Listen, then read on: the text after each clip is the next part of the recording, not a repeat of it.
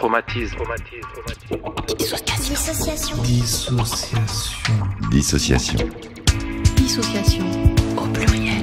L'Association francophone du trauma et de la dissociation présente la saison 2 de notre podcast Dissociation. Au pluriel. Pour découvrir la dissociation d'origine traumatique sous de multiples facettes. Il se dissocie. Elle est complètement dissociée. C'est un état dissociatif. Il souffre de troubles dissociatifs. Finalement, qu'est-ce qu'il y a derrière le terme de dissociation au pluriel?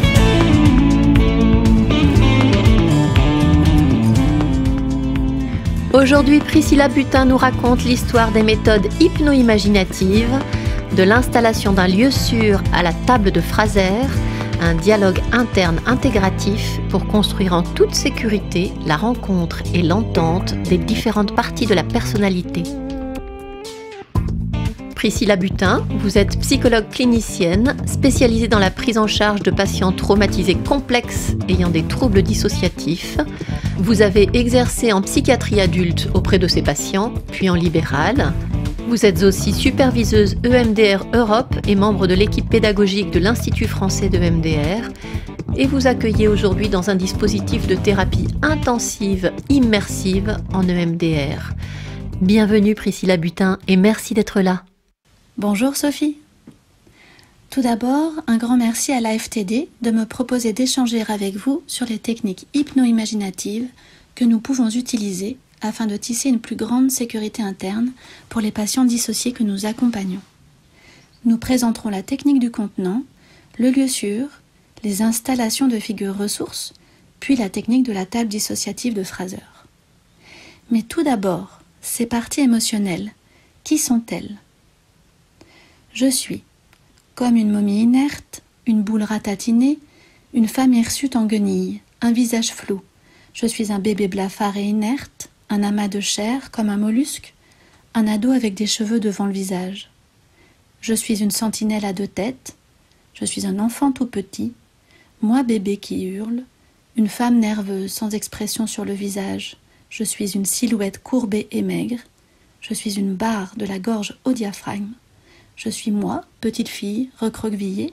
Je suis une silhouette qui a la voix de mon agresseur. Je suis un état dans le coton. Un épisode de la saison 2 de notre podcast Dissociation est d'ailleurs entièrement consacré aux parties et autres états du moi.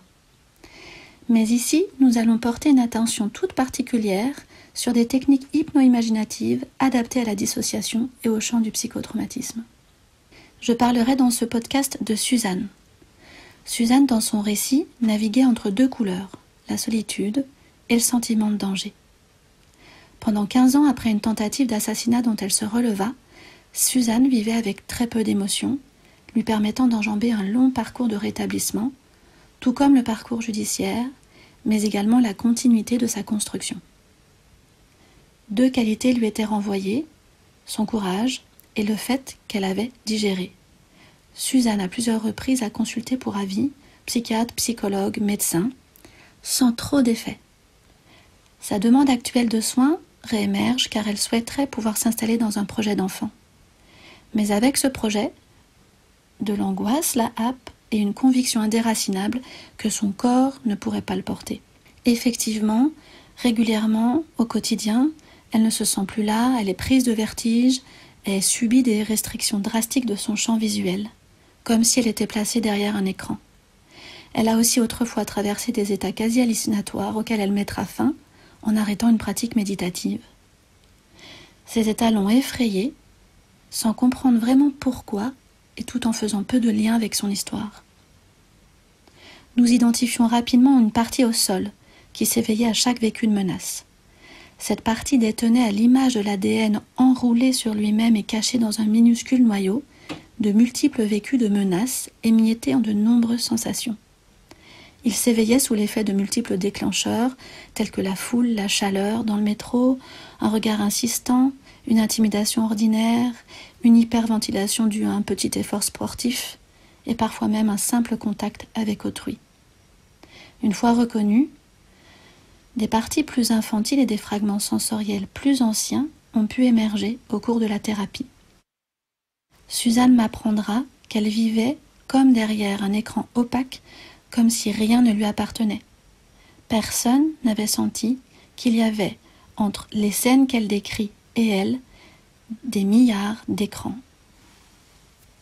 Le sentiment de menace était aussitôt effacé, mais le corps, lui, n'était plus là. Le monde devenant irréel et poreux.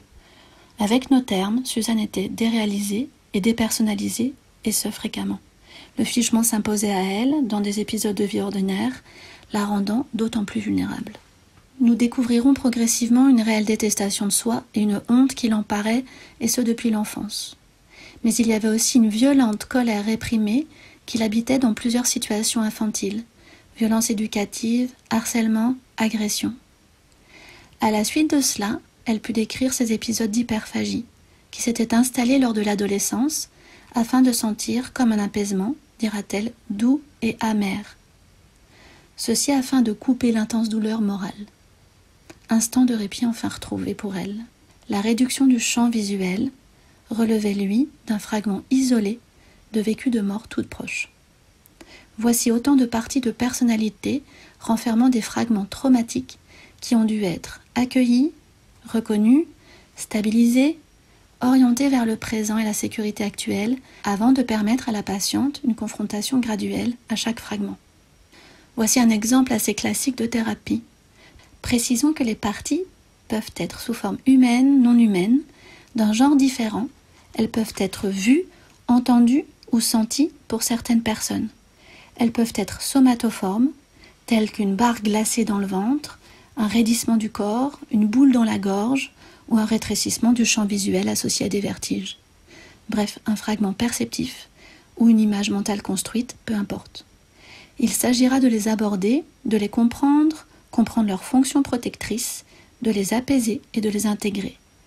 Enfin, le patient pourra ressentir de la compassion à leur égard et aussi à l'égard de lui-même. Ne brûlons pas les étapes. Nous, cliniciens, face à cette multiplicité, que pouvons-nous faire ?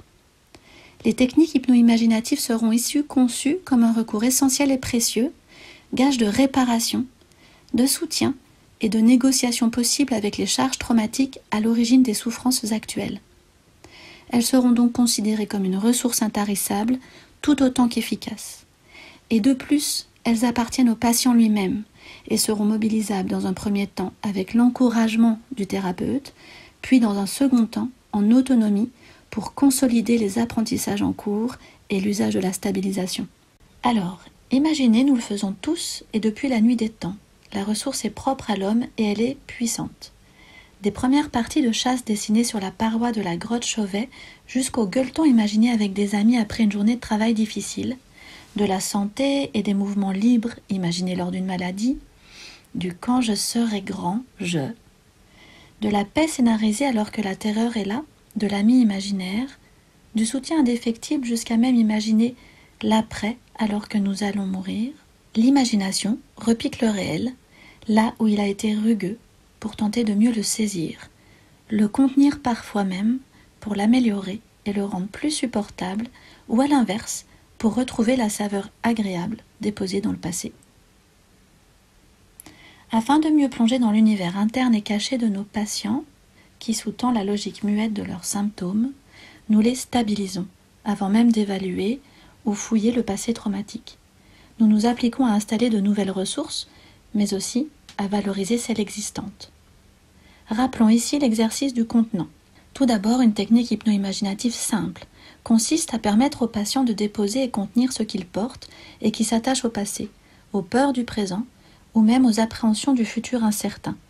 Nous souhaitons simplement réduire les stresseurs qui restent en éveil chez les patients. Voici un exercice largement utilisé en thérapie, en hypnose, en EMDR. Il permet de soulager les symptômes aigus et intrusifs en proposant par une visualisation de les déposer dans un contenant, un coffre, une malle, un container ou autre. Autrement dit, tout contenant qui a la qualité de pouvoir être solidement fermé avec une serrure, un crochet, un verrou, un digicode, et qui, une fois rempli, sera déposé dans un lieu en sécurité et toujours retrouvable. Pour chaque exercice de visualisation, il s'agit de permettre au patient de s'installer confortablement dans son imaginaire, de lui donner du poids, de l'épaisseur, afin qu'il puisse ressentir des bénéfices immédiats, et ce, dans son corps. Il peut les nommer et les partager avec le thérapeute. Ici, le patient va découvrir la possibilité de ressentir un réel soulageant et une fois de plus, une compétence à manier le contenu douloureux en retrouvant petit à petit un peu de contrôle. Suzanne avait pour habitude de déposer ce qui la dérangeait dans un coffre submersible qu'elle plongeait au milieu de l'océan en ayant la capacité de le retrouver par une balise. En amorce de thérapie, elle ne disait rien du contenu déposé sans détail comme des pelotes. Elle s'y rendait en bateau, puis progressivement, au fur et à mesure de la thérapie, alors que les évitements progressivement s'affaissaient, son contenant a évolué. Devenant plus grand, plus spacieux, il a été déposé dans son jardin, caché dans un arbre. Elle traversait un petit bois pour le retrouver. Son apaisement était tout à fait perceptible sur son visage, ses épaules et sa respiration. Si toutefois les patients ont des difficultés, on peut les aider à construire cet imaginaire avec des suggestions très larges. Le contenant pourra évoluer, se transformer. Nous maintiendrons tout simplement les règles de pouvoir le retrouver, qu'il soit bien traité et que personne ne soit enfermé dedans. On y dépose les photos des personnes, mais pas les personnes en tant que telles. On ne met personne en boîte, éthique et loyauté obligent. On peut même dessiner, manipuler des objets pour un peu plus ressentir l'effet positif de cette première considération, sans détail, de ce qui habite le patient encore douloureusement. Après avoir invité le patient à confiner ce qui est difficile, il est adapté d'installer un lieu sûr. Technique hypno-imaginative que je vous rappelle ici.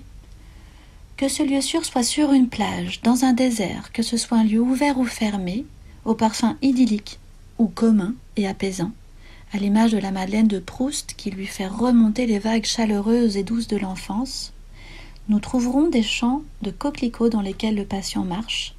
Nous trouverons la cime d'une montagne où il respire à plein poumon, des chambres douillettes, une tour imaginaire entourée de douves remplies de crocodiles et bien d'autres lieux.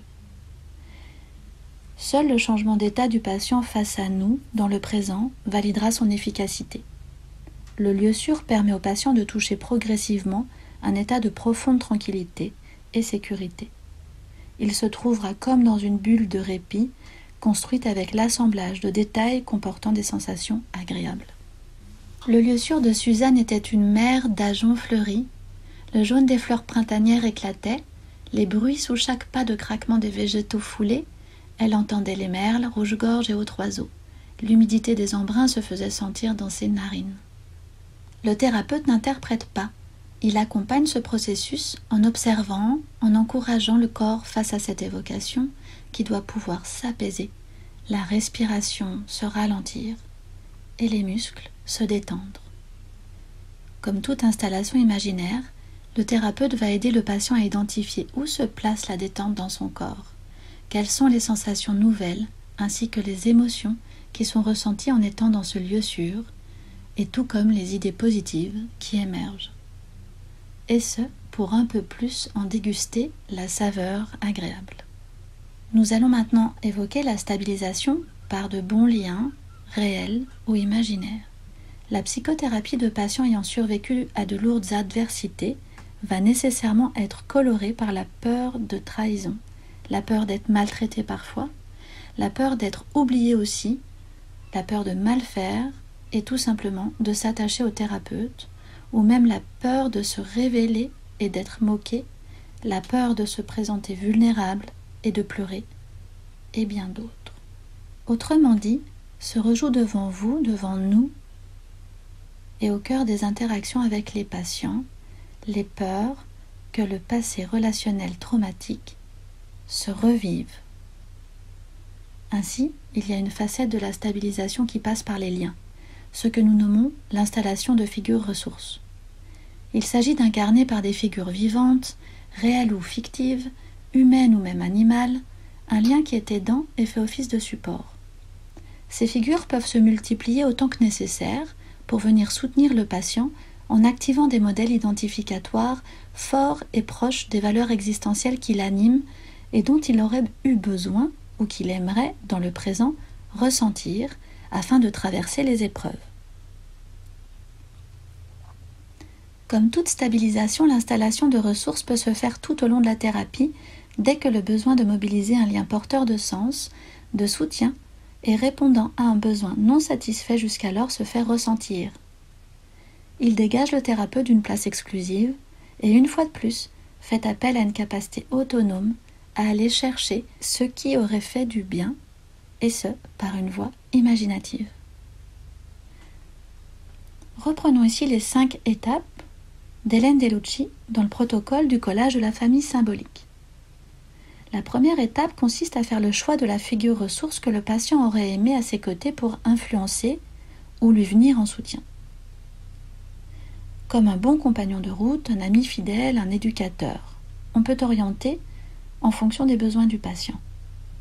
La deuxième étape consiste à explorer ce qui a guidé ce choix et ainsi identifier la valeur existentielle qui le sous-tend et qui est valorisée par le patient. La troisième étape consiste à aller à la pêche aux informations. Le thérapeute exerce une curiosité bienveillante à l'égard de ce choix. Puis, thérapeute et patient renforcent la représentation de cette figure, afin de faire émerger les détails perceptifs dans lesquels se loge cette qualité existentielle qui ferait du bien et que nous voulons rendre encore plus vivante. Le patient peut être rendu actif, le thérapeute peut l'inviter à lire, à voir des films, à visionner des reportages. Autrement dit, il l'invite à s'imprégner un peu plus de cette figure. Lors de la 4e étape, cette figure est tracée dans le concret, dessinée, imprimée, photographiée ou toute autre idée.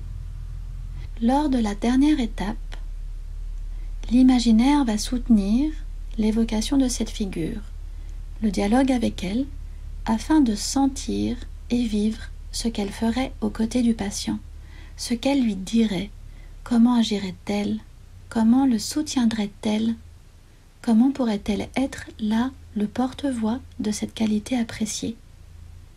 Il s'agit ici, avec cette ressource matérialisée dans un repère extérieur, de façonner de nouvelles habitudes qui petit à petit prendront le pas sur les références internes bâties lors des expériences traumatiques.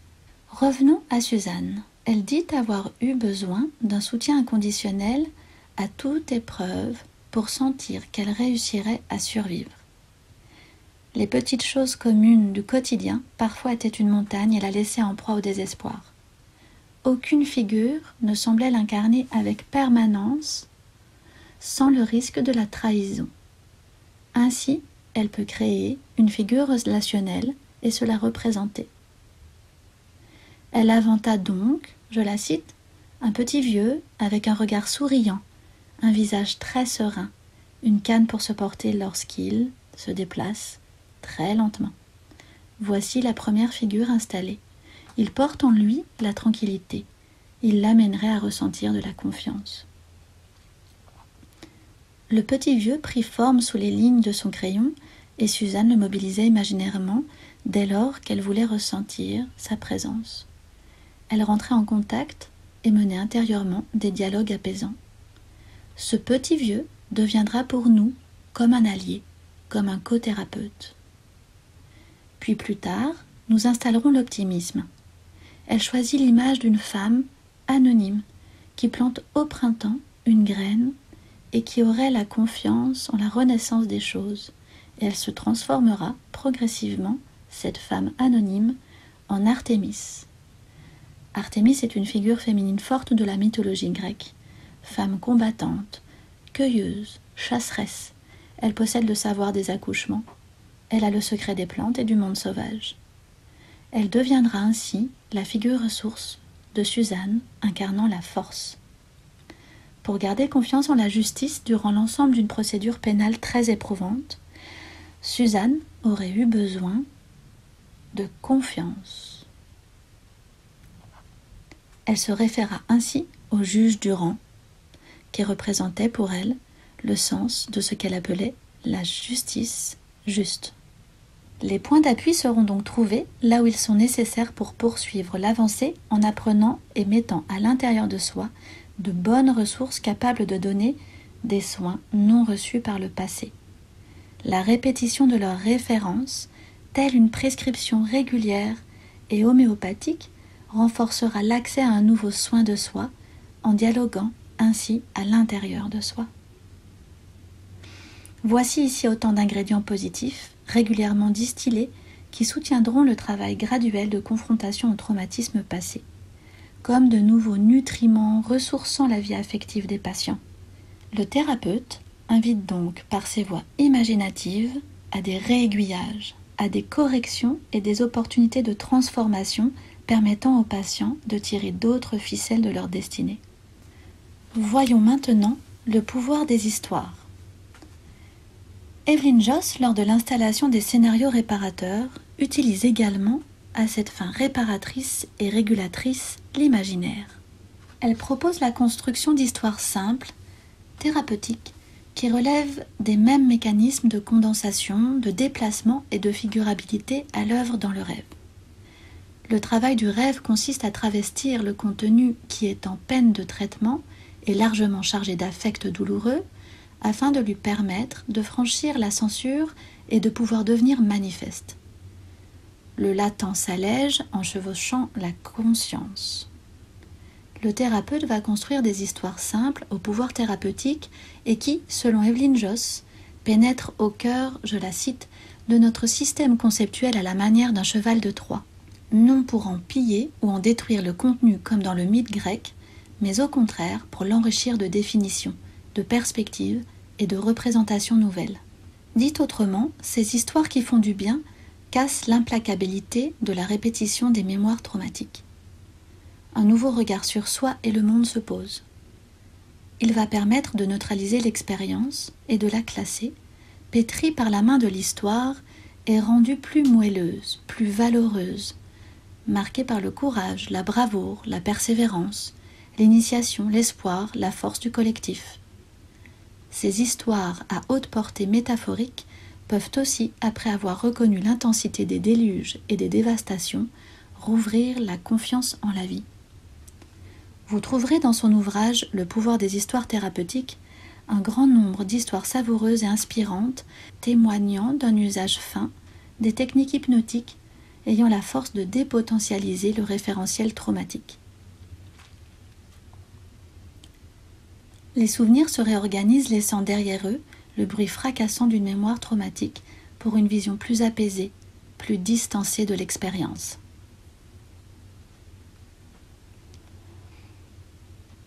Ces histoires thérapeutiques trouveront place après les traitements des traumatismes durant la phase d'intégration. Le corps devenu calme et les émotions ayant été digérées, les scénarios réparateurs conduisent le patient vers plus de justice, de droit, de réparation ou de contrôle. Il peut dans ces histoires se défendre, trouver un soutien et obtenir l'issue positive qui lui aurait permis de dealer autrement avec le réel. En imaginant, on réinsuffle juste autre chose que la logique écrasante du drame et de l'horreur. Imaginer autrement, vous le comprenez, s'apprend, se construit, et pour avoir un effet, doit se répéter à l'aide de nombreuses stratégies. Et voyez déjà comme avec ces techniques d'installation du lieu sûr, du contenant, des figures ressources dans la famille symbolique et des scénarios réparateurs, nous souhaitons permettre aux patients d'avoir l'envie et de se sentir la compétence de retoucher à ce fameux passé brûlant et fragmenté. Oui, avec la stabilisation et la réduction des symptômes aigus, le patient peut de nouveau avoir une idée de lui-même positive. Il peut de nouveau reprendre les rênes de son apaisement et peut de nouveau choisir de parler ou non de ses vécus envahissants. Il peut de nouveau reprendre espoir, avec du temps. Ainsi, Suzanne reprit les marches en conscience en direction de son lieu sûr, la mère d'Agen. Elle accepta de demander un rapprochement de séance pour mieux canaliser les états de débordement. Elle reprit le métro en pratiquant les visualisations positives. Elle put avoir une lecture progressive de ses déclencheurs. Elle acceptait l'usage répété du coffre. Elle ritualisait un peu mieux ses journées avec ses ressources qu'étaient ses animaux. Elle accepta de reprendre son violoncelle qui l'apaisait autrefois et dialoguait régulièrement avec son petit vieux, qui lui répétait qu'elle avançait, qu'elle apprenait, et que, du haut de son grand âge et de ce qu'il savait, il lui disait que les lendemains allaient être plus ensoleillés. Elle dialoguait aussi avec Artémis qui lui rappelait l'importance de se soutenir, avec confiance, avec force et pour soi-même. Après ce premier temps qui permet d'apprendre à faire face au débordement et à la désorganisation si bien connue dans les vécus traumatiques, il devient possible de travailler avec les parties dissociatives. Pour Suzanne, les dévoilements progressifs allaient préciser l'ampleur de la tâche et permettre de comprendre avec empathie la nature des déclencheurs. Les violences sexuelles jamais partagées, les nuits seules ne comprenant pas les sensations du corps sous l'effet des dépersonnalisations. Toutes les expériences d'inadaptation du fait d'avoir été comme un enfant sauvage se débattant avec elle-même, les fessées publiques, les menaces du suicide maternel, les visions déformées dans le miroir, les vomissements forcés et étourdissants, le harcèlement scolaire qui revenait le soir sous l'impression de cris à plusieurs voix, les violences éducatives, etc., etc. Et nous, cliniciens, face à ces fragmentations d'expérience, que sommes-nous, que faisons-nous ? Eh bien, nous ressemblons à des alchimistes qui recherchent la fusion de matières parfois aussi inaccordables en apparence que l'eau ne l'est de l'huile et que nous souhaiterions rapprocher. Oui, nous recherchons à terme l'unification progressive à la place de cet éclatement. Et avec cela, nous recherchons à réduire la symptomatologie bruyante, l'anxiété, les somatisations, les mutilations, la dépendance, la haine de soi, les timidités excessives ou les émotions dysrégulées. Et ce, afin de retrouver un sens de soi stable, cohérent et puissant, en intégrant pas à pas chacune de ces parties. Les patients souffrant de dissociation sentent des choses mais ne savent pas pourquoi. Avec la stabilisation, ils découvriront également progressivement que parfois ils ne savaient pas qu'ils ne ressentaient pas. Le sentiment d'étrangeté corporelle, émotionnelle, mais aussi cognitive, était devenu pour eux ordinaire et la simplicité absente. Le thérapeute sait qu'il y a de bonnes raisons pour que l'expérience se soit détachée du socle de la personnalité. Il sait que la personnalité est à minima protégée par ce voilement et il aura confiance dans le dévoilement à venir en temps venu des traumatismes. Il ne cessera de trouver un équilibre entre deux tensions, celle du retraitement des traumatismes et celle de la stabilisation de ce qui est toujours fragile. Ainsi, nous thérapeutes, acceptons donc les allers-retours. Les phases de traitement ne s'enchaînent pas les unes aux autres de façon linéaire, mais se travaillent plutôt en strates ou en ellipse. Bon, et bien quel programme ? Rapiécer le cours de l'histoire individuelle trouée par les amnésies. Ceci ne peut se faire ni vite, ni tout droit, mais bien plutôt, gardons la mesure de Suzette Boone, aussi vite que possible et aussi lentement que nécessaire. Parlons maintenant de la table dissociative. Notre question sera « Comment faire pour matérialiser ces parties alors qu'elles possèdent encore le goût métallique des douleurs passées ? Comment les travailler sans relancer le volcan des douleurs qui sont encore parfois effractantes ?» Fraser, en 1991, dans un premier article, mettra en forme sa méthodologie, inspirée avant tout de sa clinique, de l'hypnose et de la gestalt-thérapie dont il est issu. Il la nommera la technique de la table dissociative. Il donnera ainsi forme à un espace d'accueil et d'organisation des parties, partiellement ou non intégrées dans la personnalité du patient. Fraser ainsi nous invite à dessiner un espace sécure, dans lequel les différents états du moi ou les parties dissociées trouveront place à leur rythme, afin de pouvoir, étape après étape, passer de l'identification à la stabilisation, puis à la reconnaissance de leur logique, parfois décousue et incomprise, mais toujours justifiée. Fraser a cette idée si simple et si géniale de se dire « Oui, nous devons accueillir notre famille interne désorganisée, comme un ami, comme un voisin, comme un inconnu, ou même comme parfois un ennemi avec lequel il faudrait faire la paix. Au fond, voici notre intention de thérapeute. »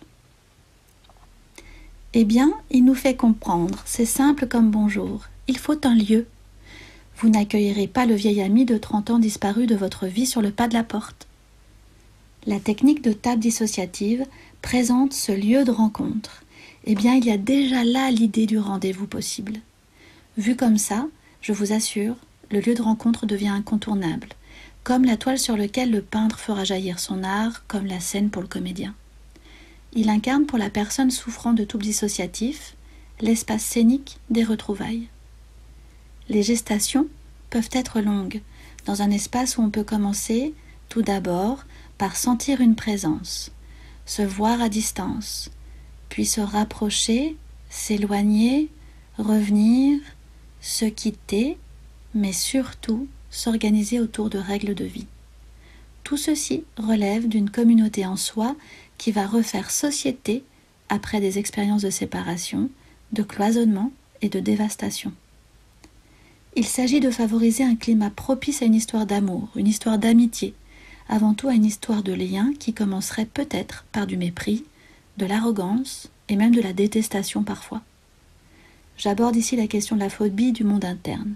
Je vous renvoie au podcast précisément dédié à cette phobie dissociative. Cette phobie progressivement atténuée, les liens se feront sous forme d'un repérage distant, puis d'une coprésence. Par exemple, de soi et de la petite enfant recroquevillée, jusqu'à l'apprivoisement et la fervente volonté de se connaître. Ces histoires d'amour en apparence impossibles de soi à soi vont donc commencer par la création d'un lieu interne et nous l'espérons amèneront notre patient vers plus de compassion à l'égard de lui-même. La table dissociative, ou dit lieu de rencontre, offre une structuration des étapes d'identification et de stabilisation des parties de personnalité en 5 temps. Oui, c'est imaginé, mais c'est imaginé et comme pour de vrai. L'étape 1, l'introduction du lieu de rencontre. Fraser entame ainsi. Il nous faut trouver un moyen de communiquer avec toutes les parties de votre personne. Tout le monde a des parties ou des facettes du moi. Ces parties se disputent la première place et contribuent aux sentiments conflictuels et aux luttes chroniques dont vous souffrez. Vous avez déjà entendu des phrases comme « une partie de moi se sent triste et une autre est en colère » ou « d'un côté je veux ceci mais de l'autre je veux cela ». Ça ne signifie pas que vous ayez une personnalité multiple. Ça signifie seulement que vous vivez des expériences internes conflictuelles. Ce serait utile de reconnaître ces différents mouvements en vous-même pour nous aider à mieux comprendre les difficultés que vous souhaitez résoudre. Êtes-vous d'accord pour essayer ? Ici est offert et officiellement le droit pour toutes les parties émotionnelles de la personnalité d'entrer par une autre voie que celle de l'effraction, telle que le switch, ou celle des coulisses, telles que les douleurs en sourdine, ou celle de l'hallucination, telles que des voix qui viendraient de l'extérieur. Autrement dit, les inviter plutôt que de les censurer. Ceci afin d'éviter leur effraction bruyante, douloureuse, aiguë et aux sources des symptômes invalidants. Sentir du tiraillement à l'intérieur de soi est donc ok. La coopération sera progressive et les aversions et autres peurs peuvent être puissantes. En amont, tout le travail de stabilisation et de préparation sera donc un prérequis essentiel. L'étape 2, le bienvenu. Fraser poursuit ainsi. Je vous propose de vous imaginer dans une pièce calme et sécurisante. Il y a au centre une table et vous y trouverez des chaises. Une est la vôtre et les autres sont pour ceux qui jouent un rôle dans votre vie interne. Des fauteuils, des coussins, des hamacs dans des cabanes en fonction de la poésie propre à chacun pourront prendre forme. Le thérapeute va accompagner le patient à le rendre vivant. Ce lieu deviendra chaleureux et il précisera les règles de fonctionnement, tout comme le maintien de la sécurité. Voici le changement de décor dont je parlais. À tout instant, il pourra proposer des aménagements imaginaires ou concrets, tels que rappeler la possibilité d'un signal stop afin de répondre aux besoins perçus au travers des retours explicites du patient, mais aussi de ses retours implicites, tels que les manifestations émotionnelles, corporelles. Ainsi, une négociation avec les peurs du patient s'impose parfois dès cette étape. Puis nous poursuivons. J'aimerais que vous laissiez entrer dans ce lieu et que vous preniez place confortablement. Faites-moi juste savoir quand vous êtes installé et donnez-moi quelques indications. Directif et très libre, nous ne sommes que les facilitateurs d'un processus qui appartient au patient. La même invitation sera faite aux différentes parties présentes ce jour-là. Fraser continue. J'aimerais que vous invitiez les divers aspects ou parties de vous-même à entrer dans cette pièce ou ce lieu de rencontre. Observez-les avec bienveillance, celle d'un accueil possible, et laissez-les prendre place où il le souhaite. Roger Salomon, quant à lui, soufflait ainsi. Personne n'est obligé de venir et tout le monde est bienvenu. En effet, il est possible que certaines parties restent sur le pas de porte, près des murs ou un peu plus loin, et c'est ok. Chacune aura son rythme pour se rapprocher des autres. Lucie m'a indiqué qu'une partie depuis le début observait ce qui se passait en étant confondue avec la tapisserie. Cette nouvelle partie a pu être découverte en explorant un mal de ventre, arrivé pendant le travail. Cette partie, comme la petite fille d'autrefois, mais toute ronde et grosse, portait la honte des crises d'hyperphagie, l'empêchant ainsi de se montrer sans peur. Elle acceptait de déposer une partie du matériel dans le contenant, laissant place à de l'accueil et à de la psychoéducation. Un soulagement fut ressenti chez Lucie lorsque les consignes de non-jugement ont été rappelées par l'adulte lui-même à ce mouvement émotionnel interne.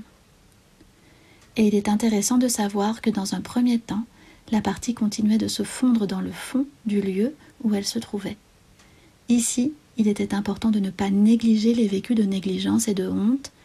Ainsi, j'ai demandé si c'était ok de communiquer avec elle pour avoir sa validation dans le travail. Lucie, adulte, a réfléchi, elle l'a interrogée et elle a convenu qu'elle pourrait, quand elle le sentirait, sortir de la tapisserie. L'adulte précisant qu'elle sentait qu'elle écoutait attentivement tout ce que nous disions. Alors cette gymnastique peut paraître très étrange. Le patient découvre progressivement la multiplicité qui l'habite. Se dessinent déjà les systèmes de coopération sur lesquels le thérapeute pourra s'appuyer, tout comme les dimensions d'hostilité ou de frein à considérer. C'est dérangeant peut-être, mais en aucun cas le patient ne doit se vivre comme dérangé du bocal, ou tout du moins, s'il sent cela, le cadre et l'alliance devront l'aider à pouvoir en toute transparence partager ses ressentis insécurisants de folie afin de les retraiter. Lors de cette étape, le clinicien doit s'habituer au jeu de l'inconnu, car le patient parfois, pour la première fois, prend conscience de la nature du monde qu'il habite. L'étonnement a toute sa place. Et de nouveau, la peur aussi. L'étape 3. La création du système, les tentatives de coopération et l'orientation temporelle. L'idée est la suivante. Toute la stabilisation dont fait preuve l'adulte pourrait être installée pour chaque partie, à l'image de la transmission d'une connaissance qui fait du bien à la tête ou au corps. Comme un parent qui apprendrait à ses enfants à se délecter de l'eau à la bonne température en faisant la brasse pour sentir de l'apaisement, ou en partageant à quel point le jardinage calme l'esprit, ou même qui apprendrait comment respirer calmement quand un tracas le traverse. Le patient à cette étape peut commencer à transmettre ses régulations à chaque partie restée dans le besoin. Le dialogue interne et les interactions toujours imaginairement entre l'adulte actuel et les parties ou les figures ressources et les parties favoriseront un nouveau pas vers une régulation. Suzanne, quant à elle, a de multiples reprises à imaginer Artémis apprendre patiemment à la petite à se défendre et à se protéger. Et ce, concrètement. Elle lui a appris à placer sa respiration, à apprendre le placement du corps. Elle lui a appris à courir pour que les muscles de ses jambes se dessinent. Elle lui a appris à faire des schémas pour comprendre les techniques et les feintes. Patient et thérapeute, accompagnant ce travail imaginaire avec une respiration lente et une curiosité bienveillante, toujours à l'image du parent qui demande « Alors, qu'est-ce qui se passe dans le corps de l'enfant quand il commence à respirer à plein poumon et à ressentir petit à petit de l'apaisement ?» Le dégoût à l'évocation, l'agitation, l'impulsivité ou l'envie d'agresser une partie, à l'opposé, le non-contact à soi, la perte attentionnelle, la disparition des ancrages ici et maintenant du patient ou des maux de tête intenses signifieront, eux aussi, une sortie de la fenêtre de tolérance. Quelque part, une brûlure du passé se réveille trop intensément. Parfois, le patient fera un lien. Parfois, si la dissociation est trop présente, il ne comprendra pas du tout et pourrait même perdre pied. Il est temps là de rétrograder et de stabiliser de nouveau. Puis il est temps d'explorer une ou des parties hostiles mises au travail par un déclencheur. Avancer d'un pas trop accéléré amènerait la phobie du monde interne à reprendre son office et l'hostilité de l'adulte à l'égard de ses mouvements à se manifester. la thérapie pourrait être abandonnée. Les parties sont souvent engluées dans le passé traumatique. Une façon de les apaiser consiste à leur faire ressentir concrètement la sécurité du présent. La saveur de ce présent meilleur doit pouvoir les toucher intimement. Oui, du temps a passé. Oui, le corps a grandi et il est doté de plus de force. L'autonomie a été acquise, les examens ont été franchis, un salaire tombe sur le compte bancaire, un toit est là sur la tête. Des liens ont traversé le temps tel un ami connu depuis 20 ans qui est toujours là. Les parties le savent-elles? Les parties le sentent-elles? Souvent non, car autrefois tout ceci n'existait pas, ni même parfois ne pouvait être imaginé. Ainsi, de la coprésence acquise, le thérapeute aidera à orienter temporellement la partie vers le présent et la sécurité actuelle. Si une partie mettait ses yeux derrière les yeux de l'adulte, et si elle voyait la main de l'adulte, la taille en 42 des chaussures, si elle voyait le bureau où l'adulte travaille jour après jour, que ressent-elle? Voilà ce qu'est une orientation temporelle d'une partie. L'étonnement d'abord, le calme s'installe, le thérapeute renforce et laisse cette nouvelle connaissance rassurante coloniser le passé. L'étape 4. Reconnaissance de la fonction et du bon travail, dialogue et compassion. Là encore, les techniques hypno-imaginatives sont multiples afin de soutenir ce travail de coprésence et de partage d'informations positives, puis traumatiques. Un écran, un projecteur, un micro, une scène pourraient être déposés dans ce lieu de rencontre. Aider à imaginer est le maître mot. Les parties toujours peuvent dire lorsqu'elles ne souhaitent pas savoir.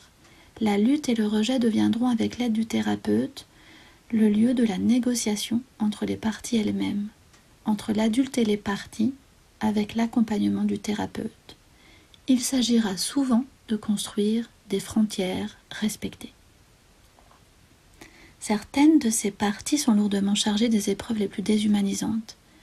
Leur permettre d'avoir recours au contenant, reconnaître le dur labeur qu'elles ont fait pour maintenir à leur façon un équilibre vital est essentiel. Elles ont souvent émergé pour mettre à distance de nouveau les risques de ressentir intensément de la détresse, du rejet, des agressions, la volonté d'en finir parfois. Un patient me disait, je le cite, « C'est sorti du royaume de l'humanité. Se rendre détestable plutôt que de vivre avec le risque de souffrir, d'être humilié, d'être battu ou violé, comme les références vécues qui sont portées par elles. Leur mission devra impérativement être comprise, dévoilée, expliquée, rouage après rouage. Il est si noble de permettre à l'ensemble de vivre.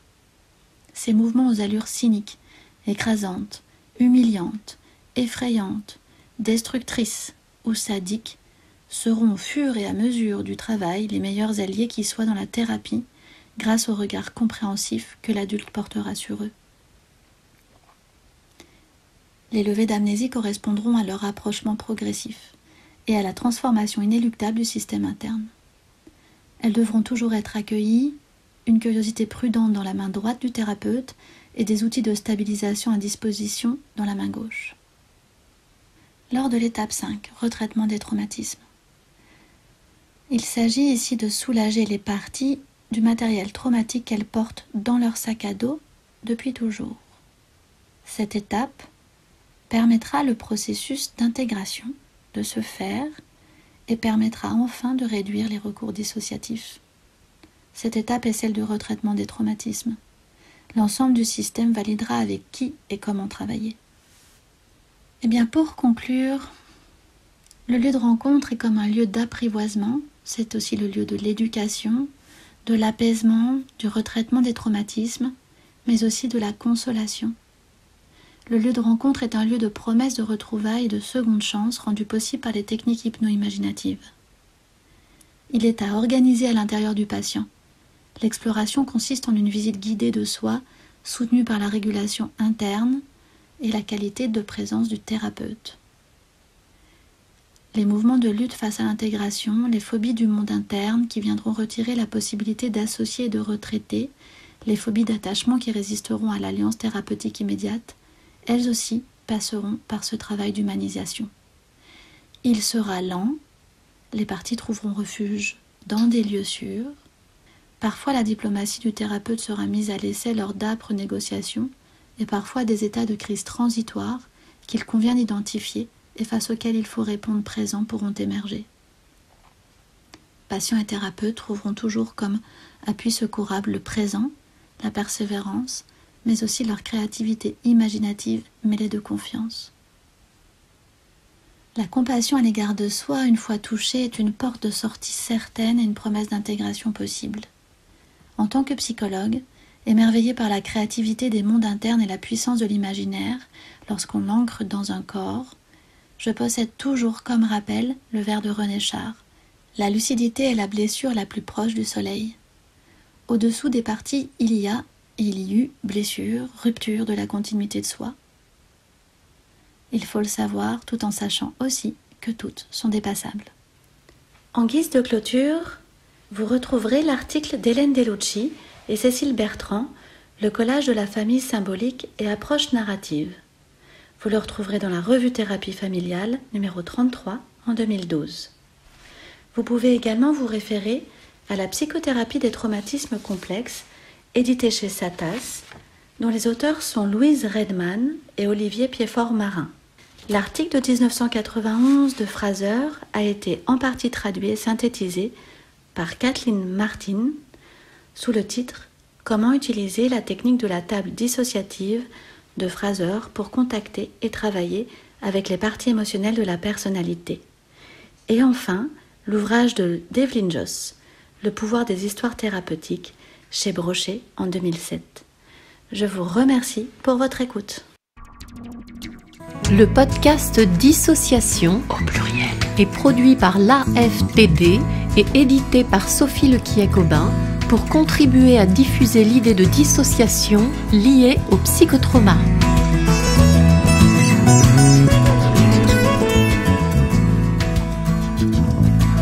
Cet épisode a été réalisé par Priscilla Butin et monté et mixé par Cédric Beau, ingénieur son et guitariste de talent. Le graphisme a été réalisé par Justine Rubino-Lini. Ce podcast est en accès libre, à écouter et faire circuler sans modération. Si vous souhaitez soutenir l'AFTD, adhérez, parlez de nous, contactez-nous, rejoignez-nous. Le meilleur remède à la dissociation, c'est cette fameuse intégration.